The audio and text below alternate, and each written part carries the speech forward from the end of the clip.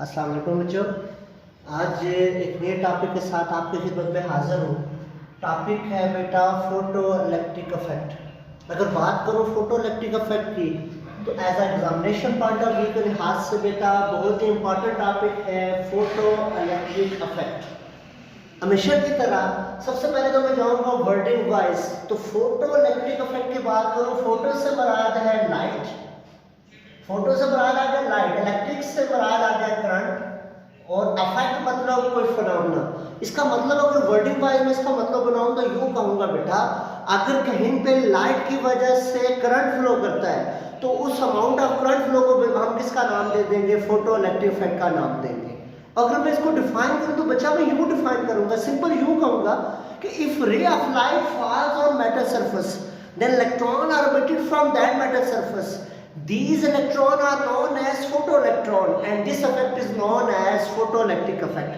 Suppose ये कोई metal surface है, इस पर आकर पड़ती है कोई रे ऑफ लाइट जिसकी एक स्पेसिफिक फ्रिक्वेंसी है। जब वो स्पेसिफिक फ्रिक्वेंसी वाली रे ऑफ लाइट आकर इस पर पड़ेगी तो इससे इलेक्ट्रॉन एमिट होंगे।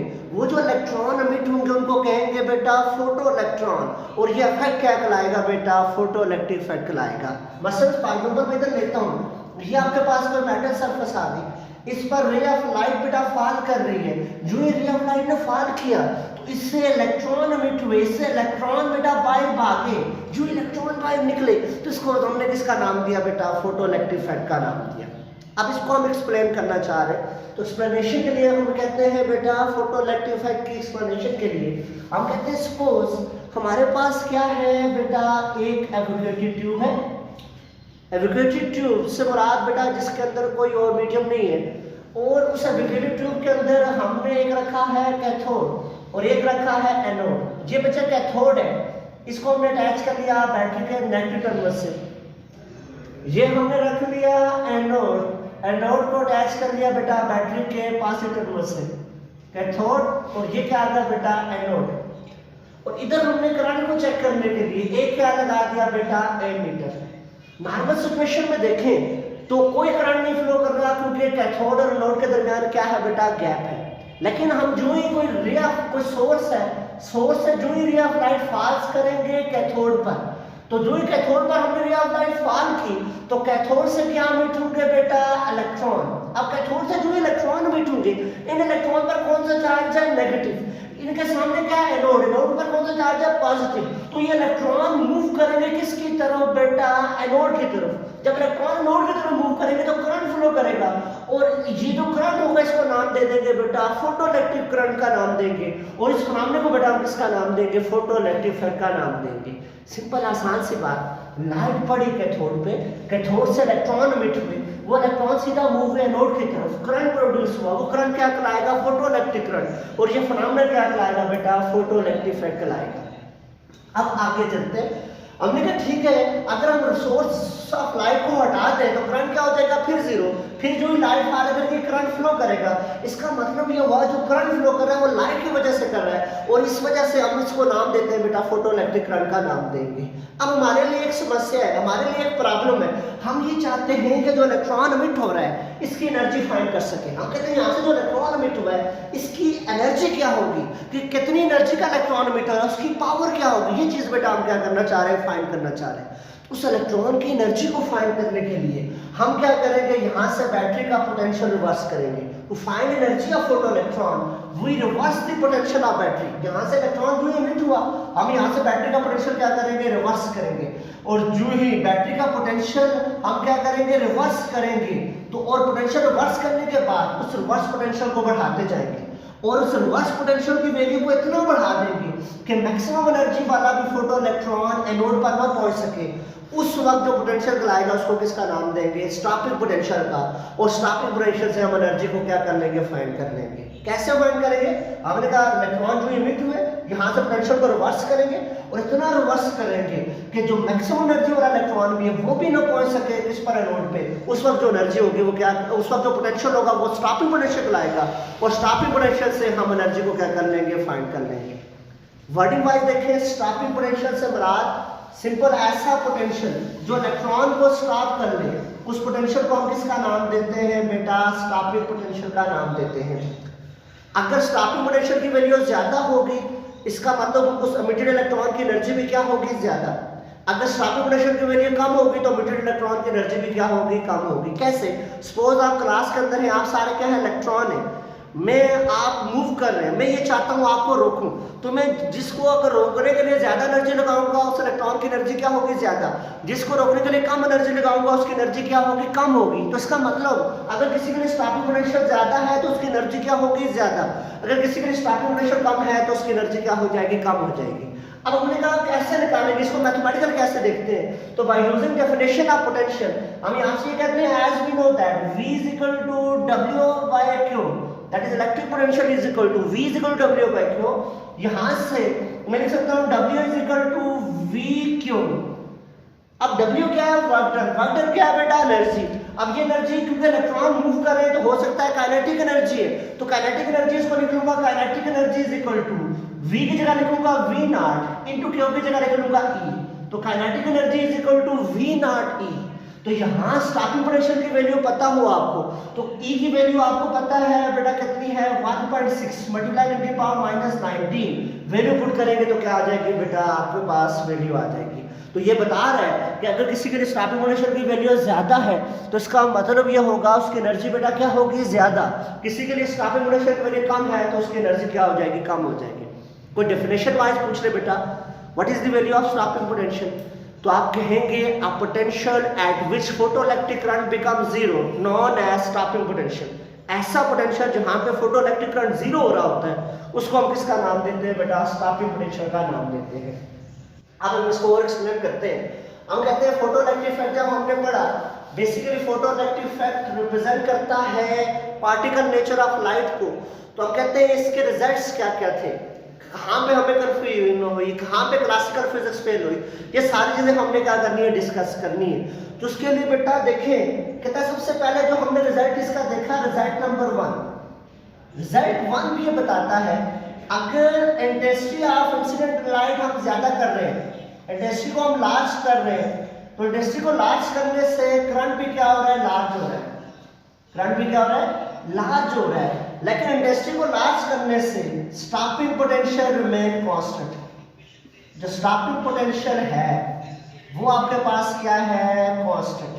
कहते हैं जो पहला रिजल्ट हम डिस्कस करें, कहता है अगर इंसिडेंट लाइट की इंटेंसिटी को हम बढ़ाएं तो इंटेंसिटी के बढ़ाने से करंट इंक्रीज करेगा लेकिन स्टॉपिंग पोटेंशियल रिमेन कांस्टेंट रहेगा। इसका मतलब समझते हैं, पहले ग्राफ बना लो फिर बताता हूं। कहता है सपोज हम इधर ग्राफ बनाते हैं, हम कहते हैं ये आपके पास स्टॉपिंग पोटेंशियल है V नॉट, ये पहली कर्व आ गई करंट I1 के लिए जब इंटेंसिटी I1 है, ये दूसरी कर्व आ गई जब इंटेंसिटी क्या है, I2। I2 जो है करंट ग्रेटर देन है I1 से, क्यों, क्योंकि I2 में इंटेंसिटी ज्यादा है, इस वजह से I2 करंट ज्यादा है, और I1 में इंटेंसिटी कम है, इस वजह से I1 करंट क्या है बेटा आपके पास कम है। अब दूसरी बात स्टॉपिंग पोटेंशियल रिमेन कांस्टेंट है। स्टॉपिंग पोटेंशियल रिमेन कांस्टेंट से मुराद क्या है, कहता है इसका मुराद ये समझना है बेटा आपने अच्छे से। कहता है इंटेंसिटी को बढ़ाने से करंट बढ़ रहा है, करंट बढ़ने से मुराद अमाउंट ऑफ चार्ज बढ़ रही है, लेकिन स्टॉपिंग पोटेंशियल रिमेन सेम है, मतलब चार्जेस की एनर्जी पे कोई फर्क नहीं पड़ रहा। पहला रिजल्ट इसको ये बता रहा है अगर हम इंटेंसिटी को बढ़ाएंगे तो इंटेंसिटी को बढ़ाने से करंट तो बढ़ जाएगा, अमाउंट ऑफ चार्जेस तो ज्यादा हो जाएगी, लेकिन उनकी एनर्जी पे कोई फर्क नहीं पड़ेगा।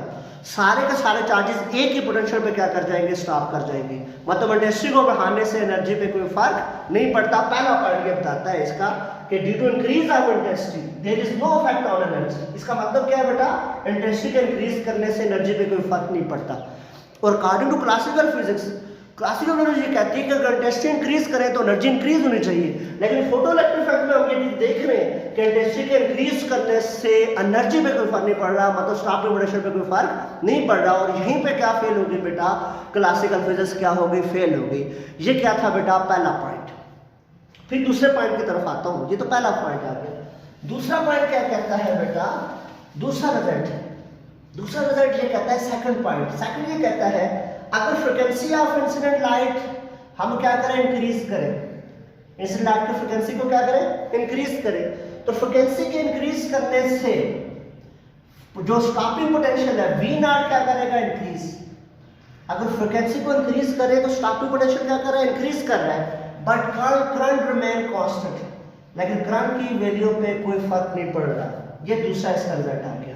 मतलब ये बता रहा है यहाँ पर अगर फ्रिक्वेंसी को इंक्रीज कर रहे हैं तो फ्रिक्वेंसी को इंक्रीज करने से स्टार्टिंग पोटेंशियल इंक्रीज कर रहा है, मतलब जो इलेक्ट्रॉन है उनकी एनर्जी ज्यादा हो रही है, जो इलेक्ट्रॉन एमिट हो रहे हैं बेटा उनकी एनर्जी क्या हो रही है, ज्यादा हो रही है। लेकिन करंट कांस्टेंट है, मतलब यह हुआ कि करंट की वैल्यू पे कोई फर्क नहीं पड़ रहा। मतलब फ्रिक्वेंसी के इंक्रीज करने से एनर्जी तो बढ़ रही है लेकिन अमाउंट में कोई फर्क नहीं पड़ रहा। इस चीज को भी एक्सप्लेन करने में जो क्लासिकल फिजिक्स क्या होगी बेटा, फेल हो गई। ये भी बेटा वेव थ्योरी से नहीं एक्सप्लेन हो रहा था, ये भी किससे एक्सप्लेन होगा, पार्टिकल नेचर से एक्सप्लेन होगा। ये दूसरा रिजल्ट आ गया बेटा। फिर तीसरे रिजल्ट की तरफ आते हैं। तीसरा रिजल्ट क्या है बेटा, result number third. Result number third ये कहता है कि mission of electron not uniformly, कहता है जो मैटर सरफेस से इलेक्ट्रॉन एमिट हो रहे हैं वो यूनिफॉर्मली नहीं होते। The mission of electron depends upon, mission of electron जो है वो डिपेंड करती है दो चीजों पे। मिशन ऑफ इलेक्ट्रॉन डिपेंड करती है number one nature of material, nature of material. Mission of electron depend करती है nature of material. Number second frequency of incident light, frequency of incident light. इसको भी एक्सप्लेन करते हैं। इलेक्ट्रॉन कहीं से एमिट हो रहे हैं, इलेक्ट्रॉन के मिशन दो चीजों पर डिपेंड करेंगे। पहली बात तो है इलेक्ट्रॉन यूनिफॉर्मली नहीं एमिट होंगे, हो सकता है कभी ज्यादा हो जाए कभी कम हो। फिर दूसरी बात ये कहता है जो इलेक्ट्रॉन के मिशन है वो दो फैक्टर पे डिपेंड करती है। एक डिपेंड करती है मैटर मटेरियल की नेचर पे, आए कि वो मटेरियल उसकी बॉन्डिंग कैसी है, जारी बात है इलेक्ट्रॉन उससे जल्दी एमिट हो सकता है या नहीं हो सकता, एक इस चीज़ पे डिपेंड करेगा। मतलब आपके पास सोडियम है, उससे विजिबल लाइट पे इलेक्ट्रॉन एमिट हो सकता है। फिर फ्रीक्वेंसी ऑफ इंसिडेंट लाइट उस पर भी डिपेंड करेगा कि इंसिडेंट लाइट की फ्रीक्वेंसी कितनी है। इस चीज़ पर भी बेटा क्या करेगा, मिशन ऑफ इलेक्ट्रॉन डिपेंड करेगा। इन दो फैक्टर पे क्या करेगा, डिपेंड करेगा। और एक बात याद रखिएगा, मिशन ऑफ इलेक्ट्रॉन इंटेंसिटी पे नहीं डिपेंड करेगा। क्लासिकल फिजिक्स ये सोचती थी, क्लासिकल फिजिक्स का कंसेप्ट ये था कि इंटेंसिटी बढ़ाएं तो मिशन ऑफ इलेक्ट्रॉन बढ़ेगी। तो यहाँ पर जो है फ्रीक्वेंसी के बढ़ाने से मिशन नहीं होगी, बल्कि मिशन आपके पास क्या होगा, ये अभी दूसरे पॉइंट में बताता हूँ कि एक स्पेसिफिक वैल्यू ऑफ फ्रीक्वेंसी होगी जिसमें इलेक्ट्रॉन एमिट होंगे। अगर उस स्पेसिफिक वैल्यू से फ्रीक्वेंसी कम होगी तो कभी भी इलेक्ट्रॉन एमिट नहीं होंगे। वो दूसरे पॉइंट में आता हूँ बेटा, ये चीज़ इसी में कराता हूँ चौथे पॉइंट में। नंबर फोर्थ पॉइंट क्या कहता है, अभी थोड़ा सा उसका कंसेप्ट दिया है। फोर्थ पॉइंट ये कहता है there is a minimum frequency below which no electron are emitted however may light intense. कहता है there is minimum frequency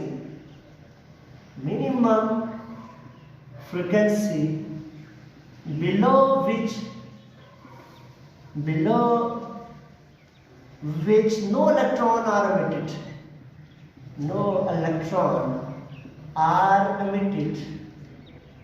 however may light intense,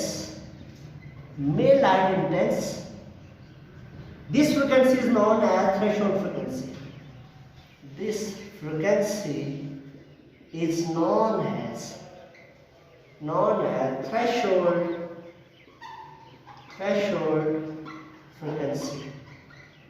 कहता है सिंपल ये बता रहा है बेटा आपको कि एक मिनिमम फ्रिक्वेंसी है, अगर उस मिनिमम फ्रिक्वेंसी से लाइट की फ्रिक्वेंसी नीचे होगी तो कोई इलेक्ट्रॉन एमिट नहीं होंगे, बेशक लाइट जितनी मर्जी इंटेंस हो। पहले क्लासिकल फिजिक्स के मुताबिक ये था कि अगर इंटेंसिटी को बढ़ाएंगे तो इलेक्ट्रॉन एमिट हो जाएंगे, लेकिन यहाँ कंडीशन आ गई कि अगर एक स्पेसिफिक वैल्यू होगी फ्रिक्वेंसी से, अगर उससे नीचे होगी लाइट की फ्रिक्वेंसी तो जितनी मर्जी इंटेंसिटी बढ़ा लें कभी भी इलेक्ट्रॉन एमिट नहीं होगा। ये भी क्या थी, कंट्रडिक्शन थी किसके साथ बेटा, क्लासिकल फिजिक्स के साथ। और नंबर 6 जो फिफ्थ पॉइंट है वो ये शो करता है। नंबर 5 ये कहता है कि आपके पास intensity means number of photons. Intensity से क्या मराद है, नंबर ऑफ फोटॉन्स। इंटेंसिटी से क्या मराद है बेटा, नंबर। अगर इंटेंसिटी ज्यादा है मतलब नंबर ऑफ फोटॉन क्या होंगे, ज्यादा। इंटेंसिटी कम है तो नंबर ऑफ फोटॉन क्या होंगे, कम होंगे। तो ये जो आज हमने पढ़ा फोटोइलेक्ट्रिक इफेक्ट का, ये सारे के सारे कंट्रडिक्शन थे किसके साथ, क्लासिकल फिजिक्स के साथ। अब मॉडर्न फिजिक्स को कैसे एक्सप्लेन करती है, मॉडर्न फिजिक्स में किसने इसको एक्सप्लेन किया, वो आइंस्टाइन ने किया। वो इंशाल्लाह हम नेक्स्ट लेक्चर में देखेंगे। तो ये जो हमने आज जो बेसिकली देखा कि क्लासिकल फिजिक्स फोटोइलेक्ट्रिक इफेक्ट को एक्सप्लेन करने में फेल कैसे है, नेक्स्ट लेक्चर में इंशाल्लाह देखेंगे क्लासिकल कैसे मॉडर्न फिजिक्स ने फोटोइलेक्ट्रिक इफेक्ट को क्या किया बेटा, एक्सप्लेन किया। अपना बहुत सारा ख्याल रखेंगे, अपना फीडबैक लाजमी देंगे। अल्लाह हाफिज़।